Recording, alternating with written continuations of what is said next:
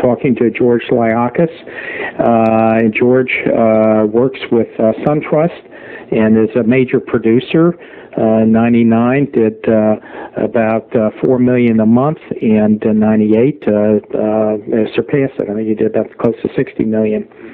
Anyway, George, I thought before we would start off that perhaps you could tell us a little bit about your background and where you came from and how you ended up in your market area and when you started. Well, I have pretty much grown up in this area. My father was in the military. We moved around quite a bit, and in the areas, in different areas. Yeah, but you're in Newport now, right? Right, in Newport News. Okay. But he was at Fort Eustis, which is in Newport News, on 3 different occasions, and so we had kind of lived overseas for a while and moved back, and eventually he retired here, and so we lived here, and I graduated from high school here, and eventually went into service for a while and got my degree.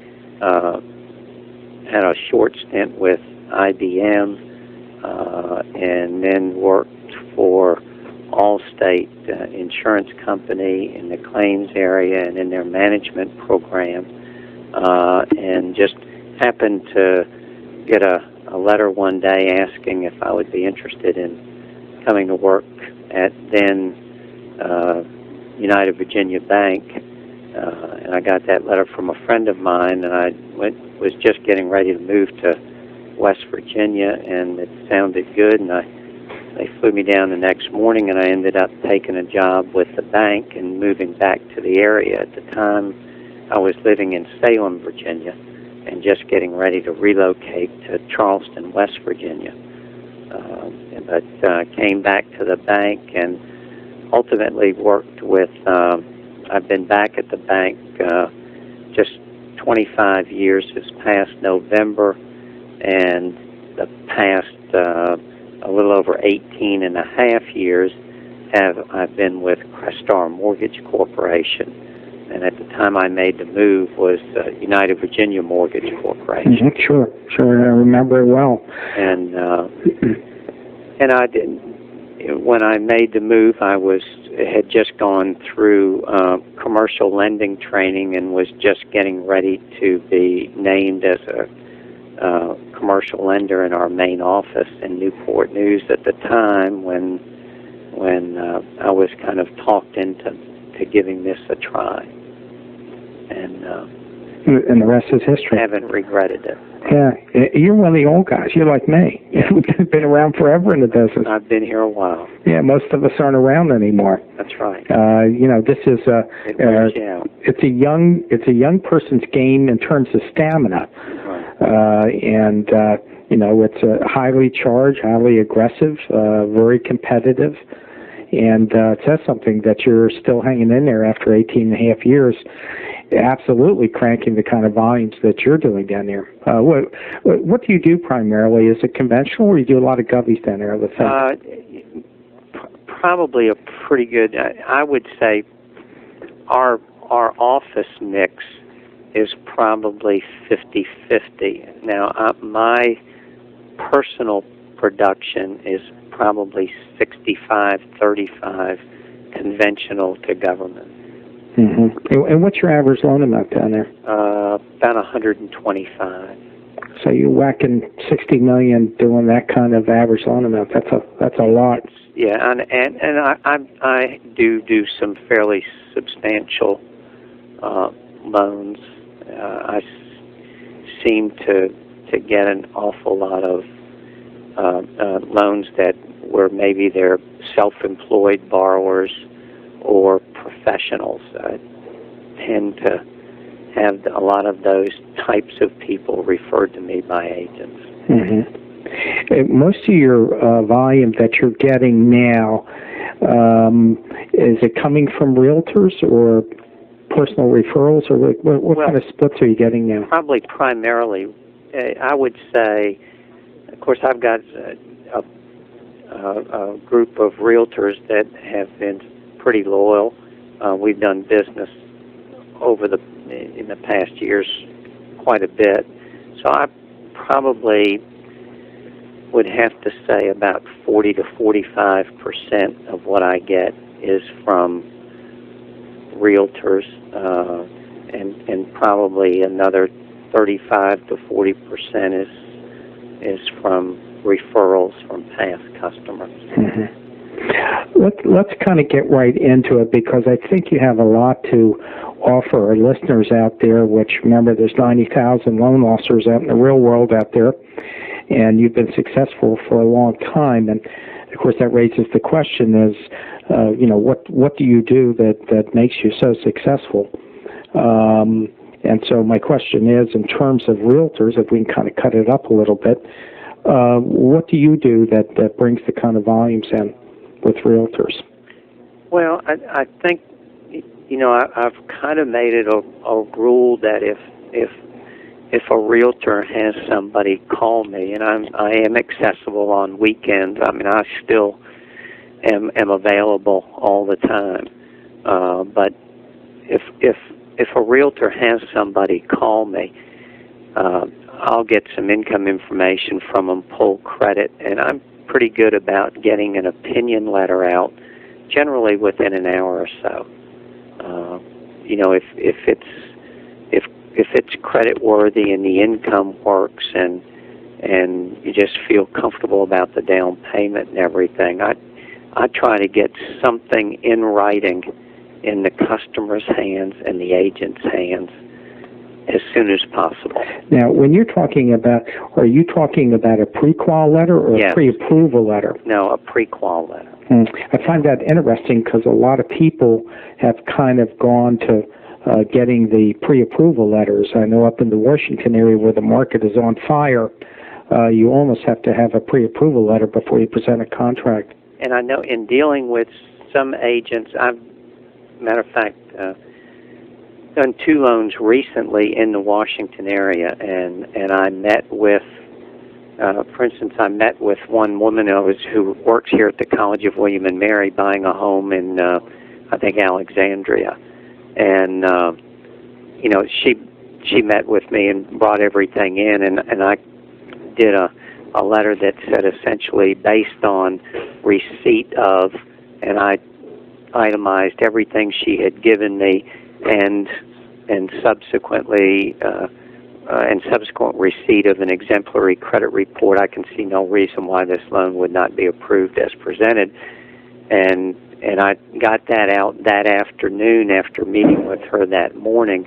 The agent did call back and say, well, we just won't accept that. We want a commitment. Well, I had 20 days to do an actual commitment letter, but we went ahead and just ran it through our system and issued a commitment letter the next morning. So just like running it through a DU then? Right. Mm-hmm. I mean, it was, and then I guess the thing down in an area where you're kind of established, if I give an opinion letter, most of the agents that I deal with and the listing agents probably know me, if not, personally, probably that I've been around for a while, that if I give an opinion letter, it's probably pretty valid. So I don't have a problem in this area with just giving an opinion letter. Very interesting. But, of course, in Northern Virginia, for instance, they don't know you from Adam, and they want a commitment letter. Well, that's because sometimes you're getting 5, 6 offers, right? On a listing coming in at the same time. So now, what we've started doing is in Kings Mill, and in this project in Kings Mill in Williamsburg, the demand for the houses is so great that they're really wanting an opinion letter that as soon as somebody makes application, and a commitment letter usually within 5 to 10 days. Mm-hmm. Well, that is different. The relationships that you have had with your realtors, you have a core group of realtors? Yeah. That you've had over a period of years? Right. Do you call on your offices? Or is that kind of on theirs? Yeah, Mm-hmm. I'll go by there. I'll usually go by there almost right now probably once a week, sometimes once every 2 weeks, but not a whole lot, no. And that's just because of the amount of time that you've been in business. Yeah, well, we just, like I said, it's the referrals are coming in, but it still is. I prefer to take an application in a realtor's office as opposed to your office. Right. And can I ask you why? Just to be seen, just the visibility. I still prefer that over almost having a customer come to my office. It's just always been something that I've just enjoyed doing, and it kind of, when you get away from going to the offices, it does kind of force you to get back in the office. There's kind of two schools of thought on that, to be a little bit of a devil's advocate. One being that if you get them in your office, there is a certain amount of control you have over the customer. The flip side to that, I've actually done both. There was a Long and Foster office in Reston, Virginia, where I always took it in their office because it was all glass. And everybody had to go by this, and everybody would see you in there. What would be your advice for loan officers just kind of starting off today, trying to get into the realtor business? Well, if you got it shot at doing an application, I would certainly want to do it in a realtor's office. I mean, I just think that's valuable. It gets you in there that people, like as you said, if you're in a glassed area, I mean, they see somebody dealing with you and assume that that you are getting business. So I think it helps. The other thing is I don't think that enough people are qualified in just doing a nice letter. And I still think correspondence is critical. And I want, I've tried to kind of talk to my staff and say, that you haven't given a status report unless it's in writing. I mean, a verbal is just not good enough. You can't tell somebody that everything looks okay. You need to put it in writing and get something in their hands.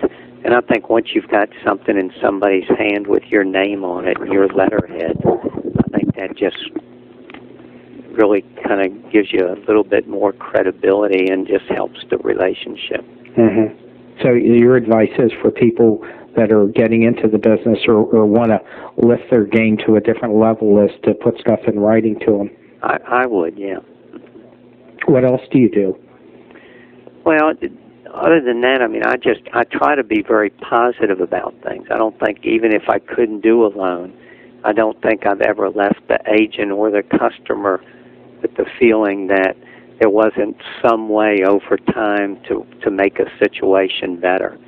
And I know that I've had numbers of people come back to me and kind of say that I probably have a more positive attitude in how I deal with people than a lot of people that they deal with. And I have made it a real. I'm very comfortable with self-employed borrowers, with tax returns, with kind of using income in a way that probably some other people may not be aware of different things to do. So I try to just have, over the years, to have kind of built my reputation on being somebody who just is very comfortable with high-profile borrowers and self-employed people, and I do have some agents that I may not hear from them an awful lot, and all of a sudden they'll get somebody relocating a corporation or something here who's really making substantial money and investment in the community, and I will seem to get a call that they want me to deal with that person, where I don't get the $100,000 purchases. I find that interesting. I'm going to tell you why. Every interview I do, there's something new that comes up or a new twist on doing business. I did an interview with somebody out in California not too long ago, and this person is a very high producer out near the San Francisco area, and his market niche is in high-priced, I think Marin County, if I remember, but high-priced with a lot of self-employed. He happens to be, if I remember, and I think I do, he's a CPA, but that's his expertise, is doing high-profile self-employed people, and he has, earned, as they say, to use a metaphor, fame and fortune doing that. So I just think that there have to be listeners out there, a lot of loan officers who are going to listen to your talk, and people out there that are wondering where they can carve a niche, where they can be distinctive and where they can stand out. And here's a perfect area. And I happen to think that it's a real good area, and I'll tell you why, because it's a very complex area. You really have to know your stuff. But once again, it's an area of expertise that you can learn. Right. It definitely is, and I guess I'm kind of coming from the banking background where I was a loan officer dealing with small businesses and then going into the commercial lending field. So I had somewhat of a background in dealing with returns and financial statements and things, and I still do try to do. I try anybody that I deal with. I'm kind of fortunate in that we are associated with Crestar Bank, soon to be SunTrust Bank, for Greater Hampton Roads, and so when I'm dealing with a customer too, I really do try to bring more value to the process than just doing the mortgage. So there's probably not a customer that I deal with that's coming into the area that I don't make a pitch for opening their accounts, helping them get, credit cards with us, or doing equity lines that we can close at the same time we close the mortgage. And I take many customers to the bank and introduce them to either somebody in our private banking division or to the managers of the branches that they may be close to. And I think that's it. To me, I just think it's smart salesmanship. But it further just it lends credibility to kind of a total relationship. I'd like to focus just a little bit for those people out there who would like to do what you do in terms of working with self-employed. What would you recommend how they go about doing that? Well, I know that a lot of the PMI companies really do have manuals and they're more than willing to hold classes and make kind of manuals available to people on how to interpret and read tax returns and how to deal with self-employed borrowers. So those are some of the better handouts that I've seen. So I don't think it's hard to ask a PMI rep to maybe even set up a class or to just get manuals that would help, and then just kind of read the manuals and try and do as much as you can in that area. Years ago when I was actively out there in business, there was a contemporary loan officer with me with another company. He was very, very good, and he pretty much only did self-employed, and that was his deal. And he became known far and wide that if you had a self-employed person that was difficult, that this is the guy that you had to go to. And what happened was he started picking up extra business, self-employed people that were really not that difficult to do, that need a ton of K1s or whatever.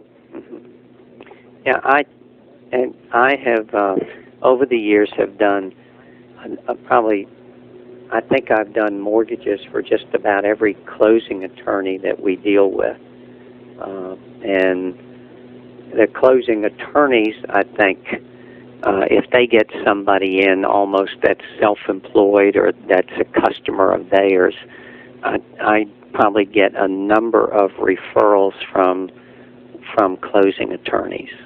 It's interesting. So it just kind of came back the other way. Right. Do you have any relationships? I would think that there's probably been some developed with CPAs and certified financial planners. I don't. With financial planners, I'm really working on doing more.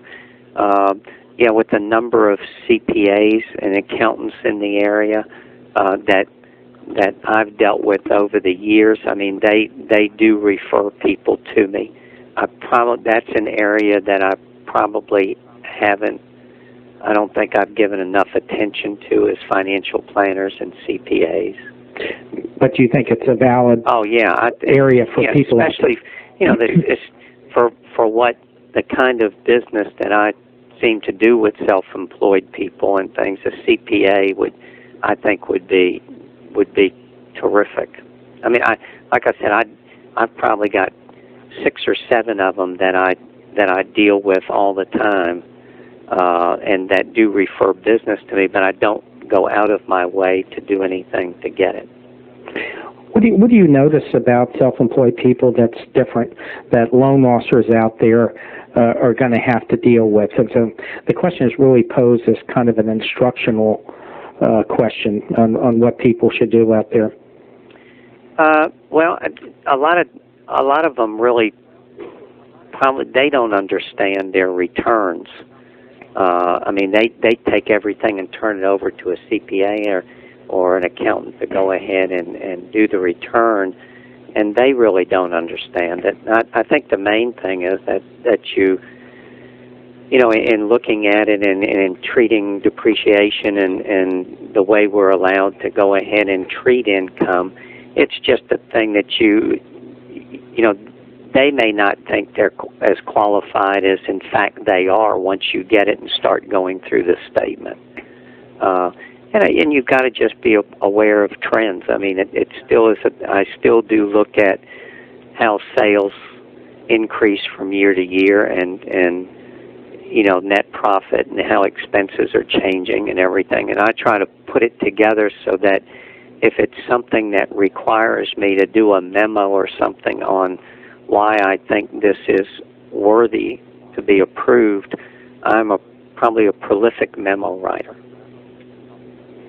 I find that interesting because you're right. When you have that self-employed person, then I'm kind of going back in memory myself, sometimes, and I think a lot of loan officers out there kind of forget it because they think underwriters are in an adversarial relationship with them. To some degree they are. I think we all understand that for good reason. But, there's underwriters out, they want to make the deal. And a lot of loan officers forget that. They want to, but they need a reason. And if you can write an articulate memo spelling out why that deal should be approved, you just have a much better reason because they're just going to cover that. Yeah, I think a lot of times it does make a difference if you're willing to go in the file and feel that committed to it. I don't think that can hurt you at all. What do you do about self-employed people, especially in the sales area, where they say they're making 100, but they're writing off everything but the air they breathe? Right.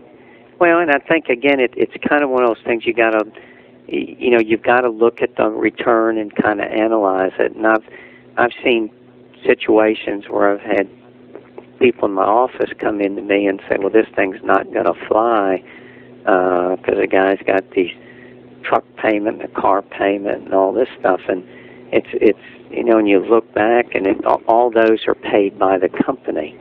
And we're counting them double again. I mean, the company's making the payments and we're coming up with net income that doesn't look like it supports the debt because we're turning around and counting those payments against them.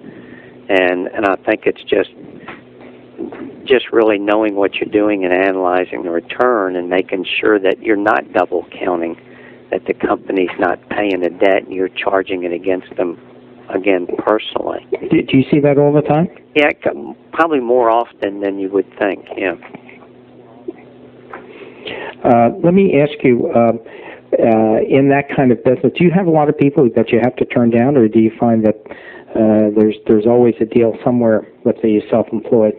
Well, again, even on the self-employed these days, if you've got somebody that's creditworthy and they're self-employed and they're making the income, but the statements may not. I mean, these days you've got no ratio loans, no documentation loans. There's other things that they can do. They have to be creditworthy and they have to have the funds for the down payment. But there are just a number of ways of getting financing these days. And you and I have been around a long time and know that years ago, a lot of these programs just really did not exist. Right. The self-employed, it was almost like, hey, don't get near me. Right. And so there has been a significant change in that. Do you enjoy working with the self-employed? Yeah, I do. And the self-employed and commissioned people, and that. I mean, I just, as I said, I don't have any trepidation about reading the returns or anything. So it's for me, the comfort level is certainly there. Mm-hmm. Do you run into problems with self-employed where you got to do updated balance sheets and P&Ls and? Yeah, I mean, we do have to get them, and I don't. For the most people, I think they almost expect it. You're going to hit some. You may really hit some people that are really just small potatoes, and they don't do it, on a quarterly basis or a monthly basis, and I mean, I've done some things where I've actually gone in and sat down with people and actually gone through their books, and we've sat there and helped them do one.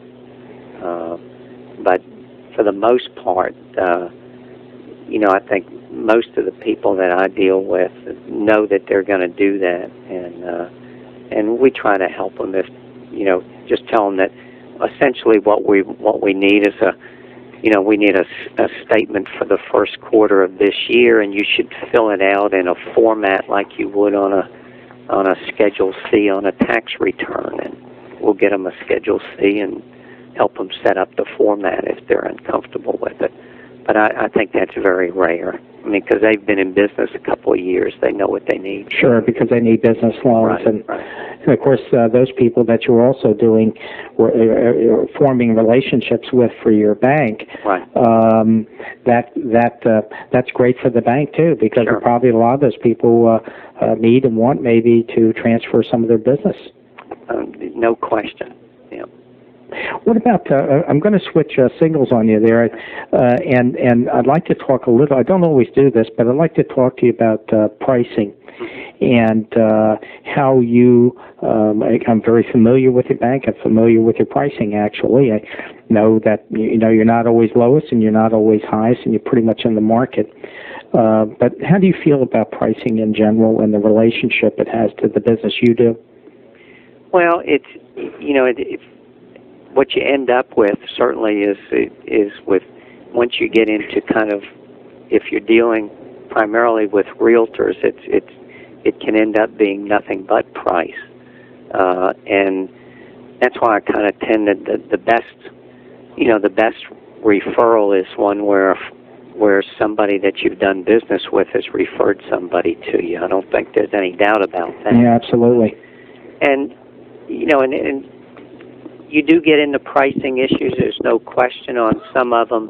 You're just gonna take some hits on it, just because the market has to some extent forced you to do that. And you're gonna lose some, and you're gonna come out okay on some. But I try to just to stay competitive. But in a market like this, where everybody is kind of scratching for business, I find that people are shopping more, and it's tough. Price is certainly an issue right now, and the only way that you can kind of get away from it, I think, in my area, is to try and kind of sell the full relationship of not only dealing with somebody locally, but, you know, having a headquarters that's 45 minutes away, and having your accounts at the bank, and just a total relationship. Mm-hmm. And there's certainly some value,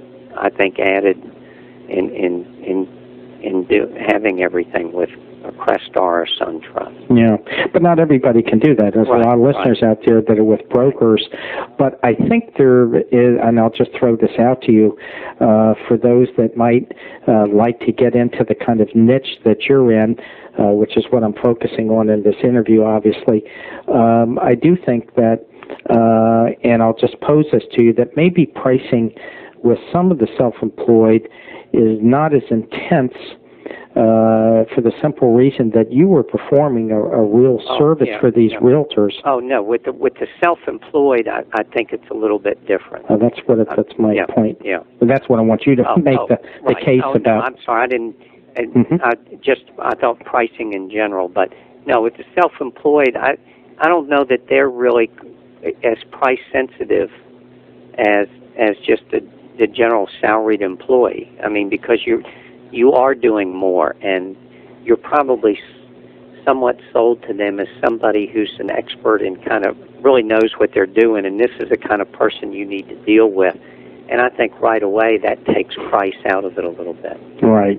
And I think that is another reason for somebody that's looking to find a niche. Find that niche. It's kind of a side. It's kind of a nice little bonus on the side. Right. Not to have somebody chomping at you for 1/8 of a point. Right. No question. Yeah.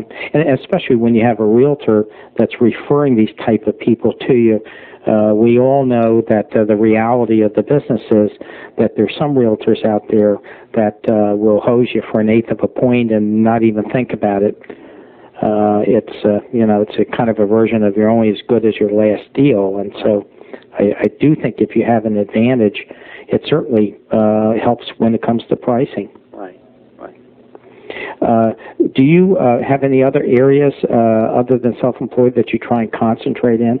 You seem to indicate you do a certain amount of government loans.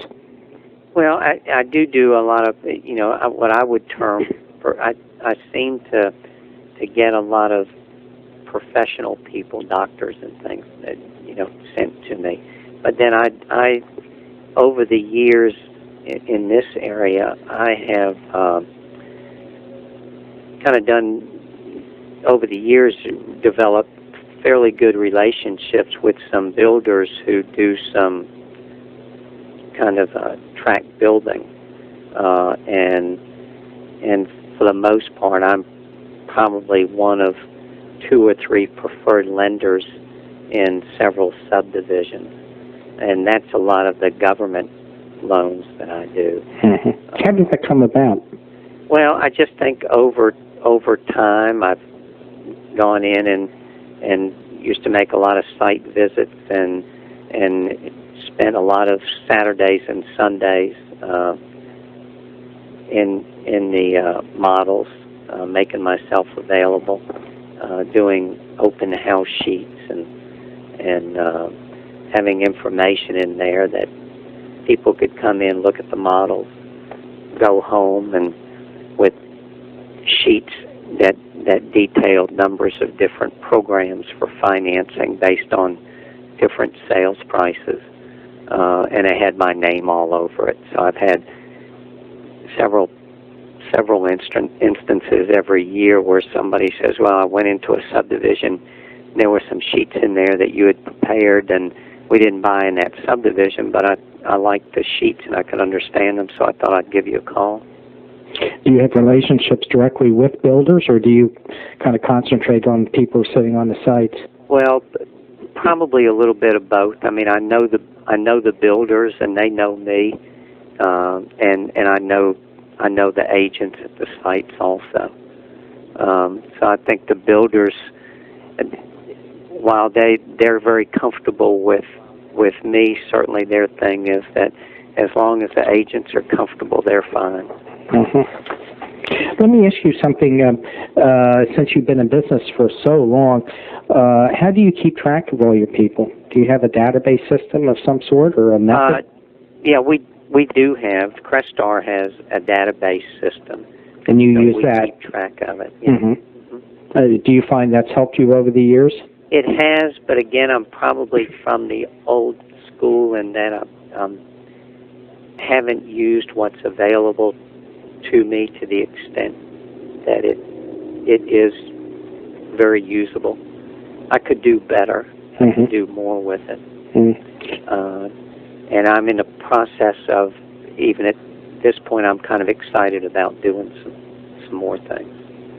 Well, you also, you haven't mentioned, I just happen to know it, you really run back and forth between two offices. Yeah. Well, I do most of my, Newport News is our office where most of my staff is and where we do most of the closings. Williamsburg is about, really 15 to 20 miles up the road. And a lot of the customers that I meet, I've rented a space from one of the bank branches, so I've got a room up there where I will meet most of the customers that I deal with in Williamsburg up at that location rather than have them run down here. I try to call you on a couple different occasions, and I know you're pretty hard to track down. And right. My question is, how do you keep in touch with everybody? Do you use a mobile phone, or yeah. How do you do your business? Do you have a pager, a voicemail pager? And I've got a voicemail pager, and I've got, of course, I have a car phone, and I'm as I said, I'm pretty accessible. I mean, I don't have any qualms about people calling me pretty much any time, and I try and get back to them. Do you think it's important for those out there listening that you do respond in a timely manner? Yeah, I think you have to be accessible, but just being accessible, if you're not gonna get back to somebody fairly quickly, it's just not enough. I mean, you've got to, I think, not only make yourself accessible, but also be very responsive. Does that mean you work a lot of weekends?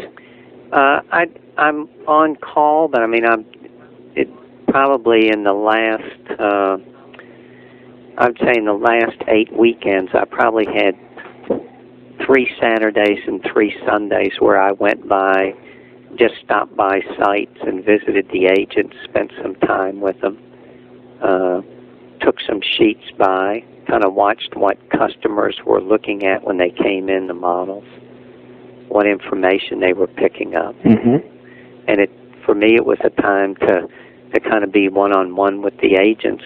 Nobody was there. I ended up, one of the agents said, by the way, she said, my husband and I are really interested in buying a lot, but we just don't think we can do it now. And I said, well, why not? And she said, well, we just really were trying to get, everybody had kind of said we needed about 20 or 25% to put down. And I said, I've got a lot program with 10% down. I said, is it something you want me to send you some sheets on? And she said yes. Now, this was an agent that's the top agent in one of the largest sites in Williamsburg. So this was about 2 weeks later, we closed her lot loan. Wow. And now they're working on their plans and specs, and we're going to be doing the construction loan. Which means you'll probably be doing the permanent too. Right. Yeah, it's a construction perm. Yeah, so we'll be doing that. And that just, I just certainly think that, and that kind of is a double-edged sword. If you do a good job on that, you're going to continue to get not only more, referrals, but you're going to get more referrals. If you don't do a good job on it, you could jeopardize the referrals that you're now getting from a fairly attractive site. Do you find, I'd like to talk a little bit about a downside of the business, and you seem to be very well equipped to answer this. And I wondered if you discuss with our listeners out there kind of the downsides of the business in terms of when you don't do a good job, what it really costs you in this business. Well, I think, I've had some situations in the past where I had a processor that really was having some problems that I kind of was not aware of, and we really did drop the ball, and it probably cost me business with one of the largest firms for about a year, and it was kind of some devastating results, and it just took an awful lot to get back in there. So you can't let those kinds of relationships really. I mean, they're too precious and you need to maintain them. But I think the thing is, you need to be kind of honest with people, and if it's really a deal that really is going to need a lot of work and a lot of credit explanation and a lot of things cleaned up, I do try to with the permission of the borrower, of our customer, let the agent know what's going on, so that I have the agent on my side also. And I think that's another reason why you want to sometimes do things in writing, so that there's really after the fact. I mean, if things just don't work out, there shouldn't be any surprises. And I try to really to any letter that I send to the borrower, if it's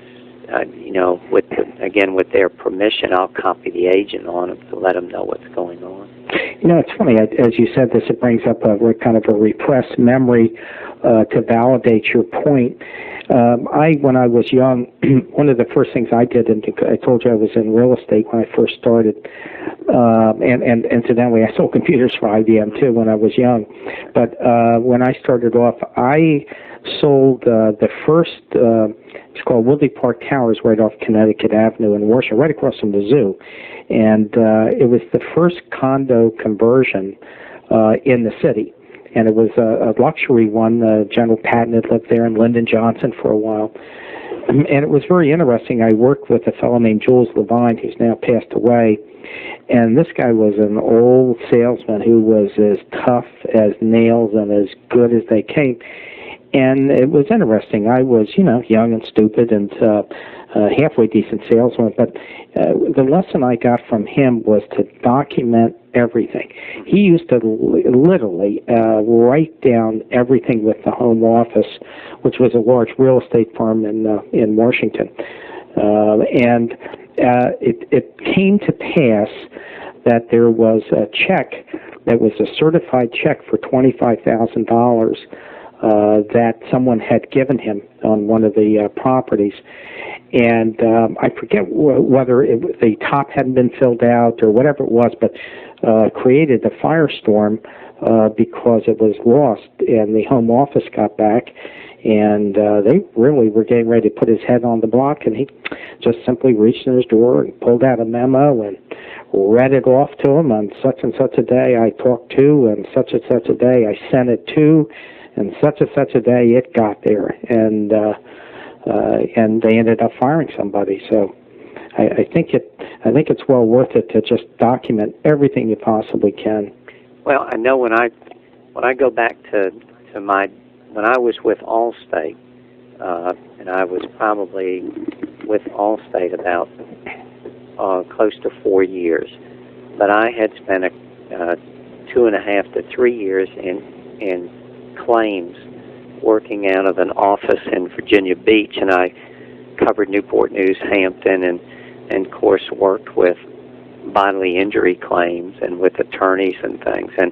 And the one thing that it did teach me was that every file we had these sheets, and every time I talked to somebody about the claim, whether it was people involved or witnesses or whatever, they taught you to put a date and a time and what was discussed.